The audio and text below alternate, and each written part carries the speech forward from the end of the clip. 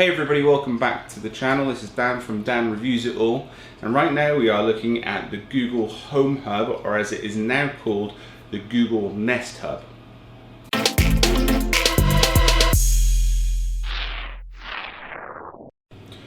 So firstly, why is it changed from the Google Home Hub to the Google Nest Hub? Well, Google bought out the company Nest, who provide the doorbells and the cameras and the central heating smart systems. I guess because they thought it really fell in line with their ethos and the type of products they wanted to bring to market. So now they have decided to buy over Nest, which had the few extra products such as the doorbell, which I really love, and the central heating sort of smart system, Nest smart system that controls your thermostat.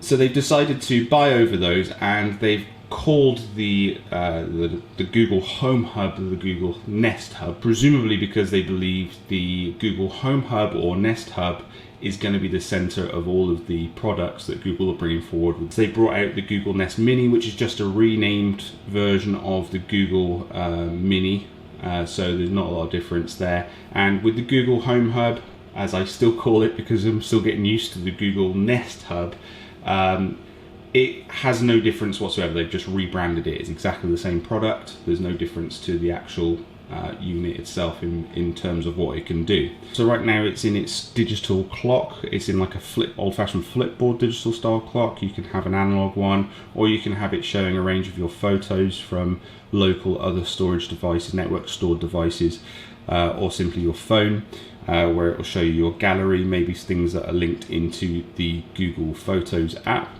And if we just click on this, you have several sort of, should we call them widgets or tiles that you can look at, and they're basically some of the most used things you've got that you've been using recently. So this has got my calendar on it because I use Google Calendars, so it shows me what I've got on coming up tomorrow. Stories for you, so it notices the things, because it's linked to my phone, it notices the things I search on Google, and I am a big horror fan, so there is 10 things you didn't know about the Nightmare on Elm Street series that's on there. You've got Spotify, so it shows us some of the things we've been listening to. I've got Lynyrd Skynyrd, some Halloween songs, and YouTube. I was recently doing some looking into different cameras to use, and so that it's brought up tour of the best cinema cameras. So it's sort of quite intuitive. It tries to sort of give you content that it may find that you're actually interested in. But this isn't really what it's for. If I click on that, it's supposed to be a centralized organizer. So if I click on that, I've got the clock down in the right corner as calendar, dead simple stuff. But if I click on the cloud with the temperature. In Folkestone tonight, it's predicted to be 6 degrees and partly cloudy. It gives me... Currently it's 7 and mostly cloudy.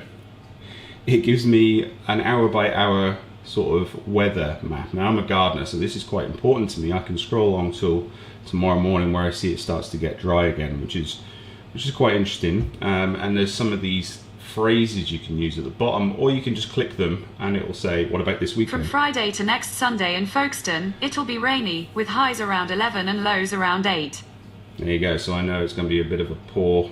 well, that's this weekend, so that's next weekend. Yeah, a bit of a poor weekend. So that's just one of the things I like about it, and one of the least of the things I like about it. So what really sells this product is your ability to talk to it and ask it things. So it's like a hands-free device, and it recognizes a couple of terms such as, hey Google. You see there it's listening to what I'm saying now. Sorry, I don't know how to help with that. And it's really, really clever at picking up the actual things you're saying. Very rare do we get an issue where we're not actually getting the right phrases appearing of what we've said. But if I say to Google, hey Google, go to YouTube and search Home Hub reviews. Sure, showing Home Hub videos. It will go straight and it will show, and now you can even give it control. So hey Google, scroll right. So it is really hands-free, and you can do most things on it. You can look at YouTube. You can use your Spotify. So even if I do, it will search your preloaded databases. So if I go, hey Google, play Elton John. Playing Elton John on Spotify.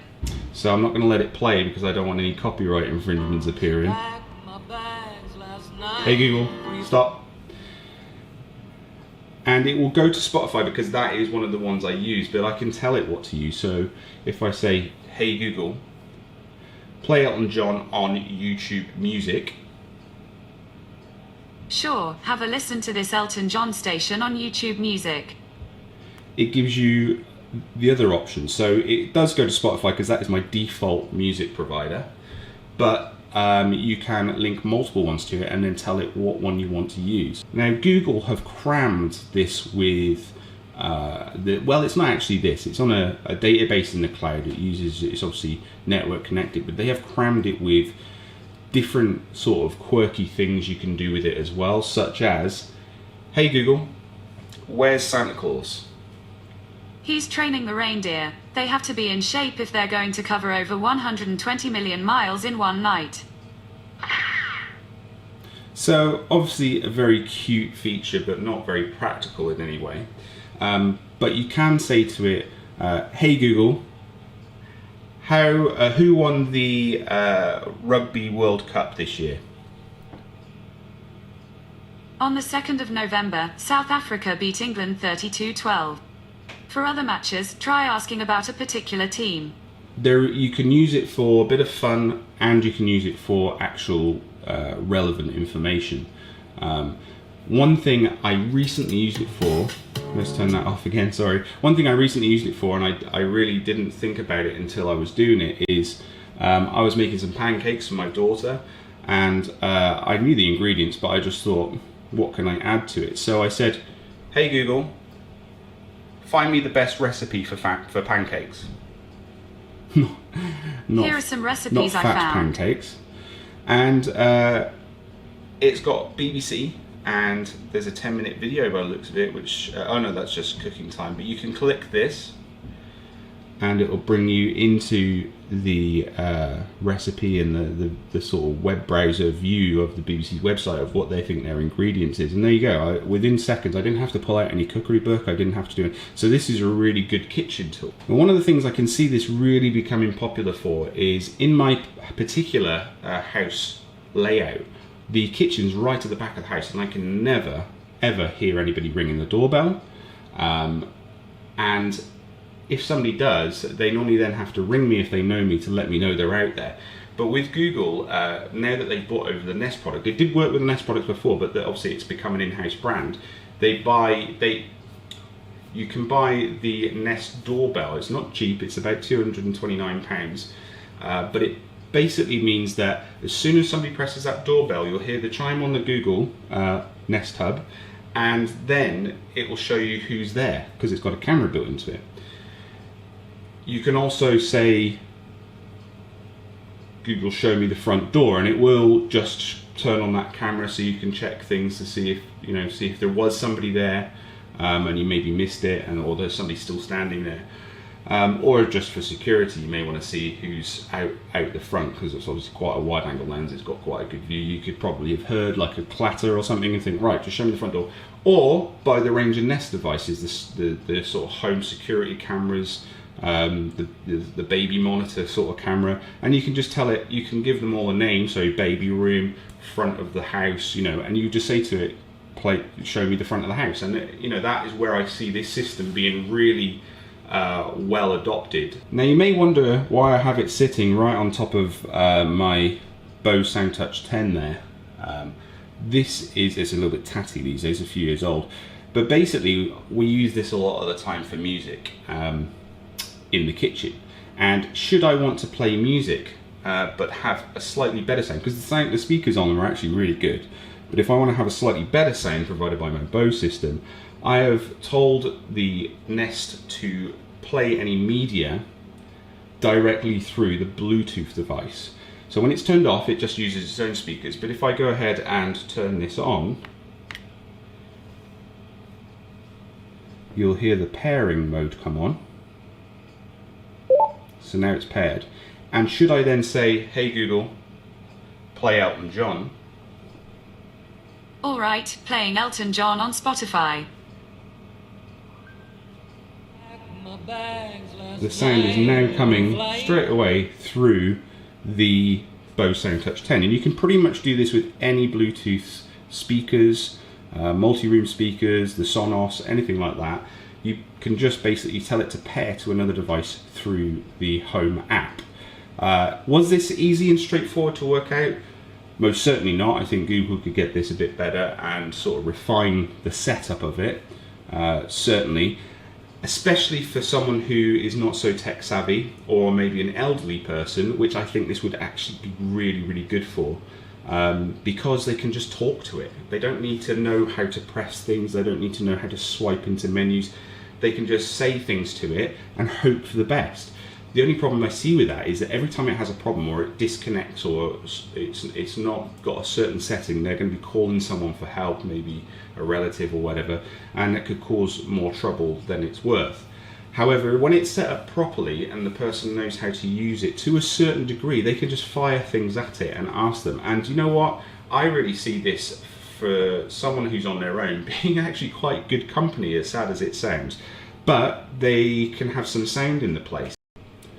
Now I can actually see myself having several of these around the house, one in the study, one in the kitchen for obviously the kitchen side of things, one in the living room if I want to tell it to play something on the TV or on my sound system, but even one in the, like it's crazy as it sounds, in the bathroom. If you've got like a good place for an electrical product like this, like maybe a clock radio or a bathroom radio, it does everything. You can tell it to play music, you can tell it to sort of play something off YouTube and actually watch it as well. But if I just happen to be brushing my teeth or I've been washing and I've got wet hands, I can say to it, hey Google, what have I got on today? Hi, Daniel. It's 7:59 p.m. Currently in Folkestone it's 7 degrees and mostly cloudy. Just give me the forecast tonight a bit of a is 6 rundown and for the partly day. cloudy. You have 5 events. Here are the first 3.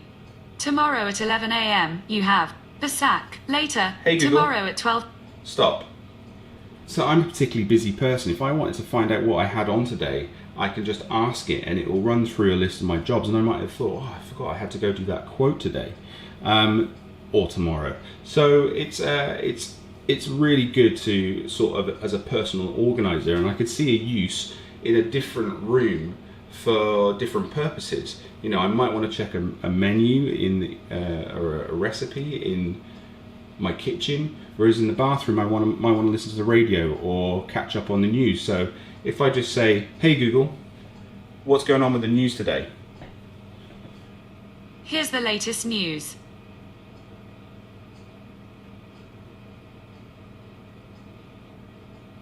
It's going to play me a podcast from the BBC of the news headlines. So this really is applicable to most of your household sort of living arrangements. And one of the other things is Google are constantly adding to the database, and they're listening to us. You know, if they get 2 million people asking where Santa is, they'll put a response in there. You know, they're not stupid. They'll go, well, people are asking for that. Let's give them a response. It might be useless. It might just be fun. You know, I can say, hey Google, tell me a joke.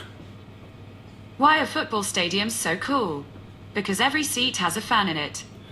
So they're obviously listening to people, and when they get a lot of the same things asked, they'll just add an answer to it. If somebody was saying, hey Google, play me Spotify Fortnite music or something like that. Here's some music on Spotify. Then they will add those things, those facilities to it.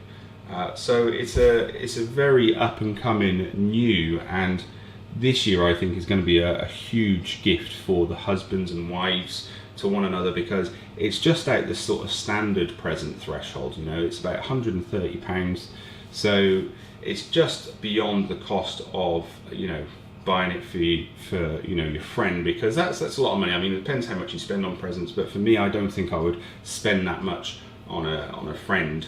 Unless I really thought they knew, or maybe some money towards it. But certainly, you know, those sort of main gifts for your son, your daughter, your father, your sister, your brother, you know, those family sort of elements. And I think it's gonna be really good. There's some other competitors on the market now. Obviously, Amazon have got their own version with a screen now, and also Facebook have brought out the Portal, but I believe that is mainly for sort of chat with other people. But I think the Google Home Hub has nailed it, and they've definitely got on the bandwagon before everybody else, and I can see this being a great gift for this Christmas. So, if you are still watching, thanks for staying tuned, and I hope you found the information in this video actually really useful. If you do decide to buy this product for your loved one in this Christmas, please use the link in the description. That way it will support my channel and I'll continue to be able to make these videos. If you do like the videos that I'm making, please hit the like and subscribe button and see what we do next. See you next time.